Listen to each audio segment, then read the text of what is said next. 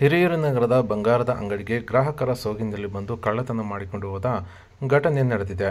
ಕಳೆದ 2 ದಿನಗಳ ಹಿಂದೆ ಈ ಒಂದು ಘಟನೆ ನಡೆದಿದ್ದು, ಬುಧವಾರ ಮಧ್ಯಾಹ್ನ 3:30 ವೇಳೆ ಪ್ರಕರಣ ಬೆಳಕಿಗೆ ಬಂದಿದೆ.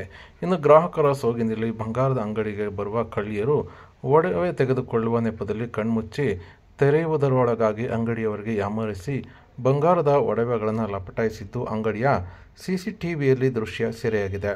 ಹೀಗೊಂದು ಕಳ್ಳರ ತಂಡ ರಾಜ್ಯದ ಹಲವು ಜಿಲ್ಲೆಗಳಲ್ಲಿ ಕಳ್ಳತನ ಮಾಡುತ್ತಿದ್ದಾಗಿ ಮಾಹಿತಿ ಕೂಡ ದೊರೆತಿದೆ.